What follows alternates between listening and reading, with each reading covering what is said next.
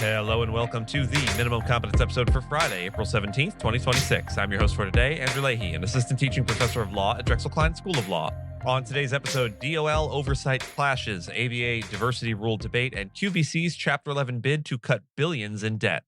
Let's remember, custom is the great guide of human life, and read today's legal news. April 17th has marked several important moments in legal history, particularly in the development of constitutional law, civil rights, and international justice. One notable event occurred in 1961 when the Bay of Pigs invasion began, raising serious legal debates about executive war powers in the United States. Although primarily a military operation, it prompted scrutiny over presidential authority to engage in covert foreign interventions without explicit congressional approval. The failed invasion quickly became a focal point for constitutional scholars questioning the limits of executive power. At the time, the U.S. Constitution granted Congress the authority to declare war, yet presidents increasingly relied on covert or limited military actions without formal declarations. This tension highlighted a growing gap between constitutional text and modern geopolitical practice. Legal analysts began to examine whether such actions fell within the president's role as commander-in-chief or exceeded constitutional boundaries. The episode also contributed to broader concerns about secrecy and accountability within the executive branch. In the years that followed, these concerns helped shape legislative responses aimed at reasserting congressional authority. Most notably, Congress passed the War Powers Resolution to limit unilateral military engagements by the president. The law requires the president to notify Congress within 48 hours of deploying armed forces and limits the duration of such deployments without approval. While debated and sometimes contested, it reflects an ongoing effort to balance executive flexibility with legislative oversight. The legal legacy of April 17, 1961, therefore lies not only in the event itself, but in the constitutional questions it intensified. These debates continue to influence how courts, lawmakers, and scholars interpret the separation of powers in matters of war and foreign policy.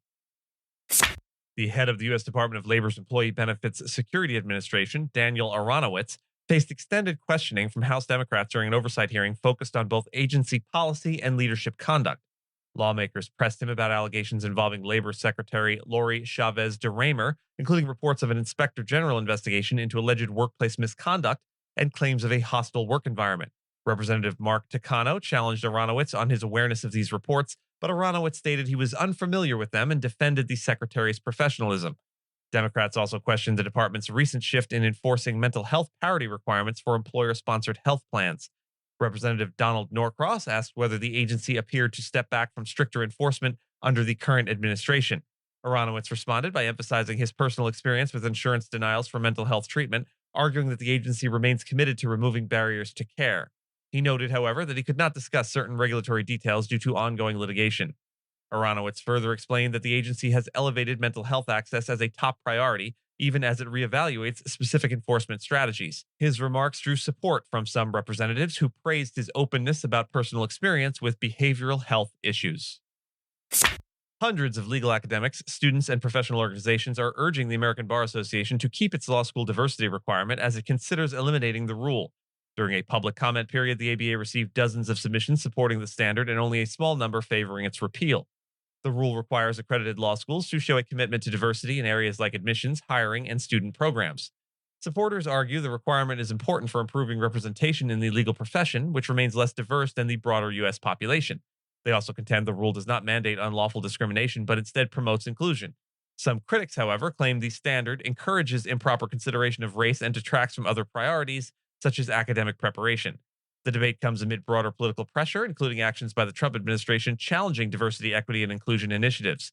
An executive order has even called into question the ABA's role as the official accreditor of U.S. law schools. The ABA had already suspended the diversity rule earlier in 2025, citing legal uncertainty at both state and federal levels. Its governing council is expected to decide whether to permanently eliminate the requirement at an upcoming meeting. QVC Group Inc. filed for Chapter 11 bankruptcy in Texas with a prepackaged restructuring plan aimed at reducing about 80% of its $6.6 billion debt.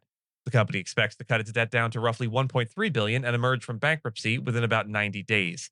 The filing includes more than 70 affiliated entities, though most international operations are excluded. The restructuring follows ongoing financial struggles by declining cable television viewership, weak consumer demand, and external pressures like tariffs. Despite efforts to modernize, such as launching live shopping on social media platforms and targeting new customer demographics, the company has been unable to return to sustained growth. Historically, QVC and its subsidiary HSN were pioneers in televised retail, but shifting consumer habits toward e-commerce have eroded their traditional business model. In recent years, the company has taken cost-cutting steps, including layoffs affecting over 1,000 employees and consolidating operations. Financial strain intensified as revenue continued to decline and credit ratings dropped deeper into non-investment grade territory. With billions in outstanding obligations, including loans nearing maturity, the company pursued a restructuring agreement with lenders to stabilize its finances. Under the Chapter 11 plan, creditors will exchange existing debt for new debt or equity, while vendors and suppliers are expected to be paid in full to maintain operations.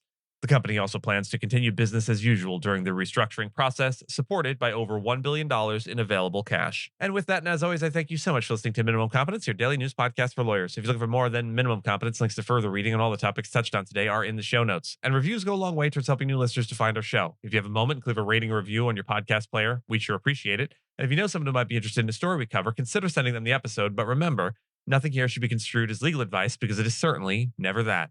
Minimum Competence is available at minimumcomp.com and wherever it is you get your finely crafted podcasts. If you haven't checked out the website in a while, give it a look.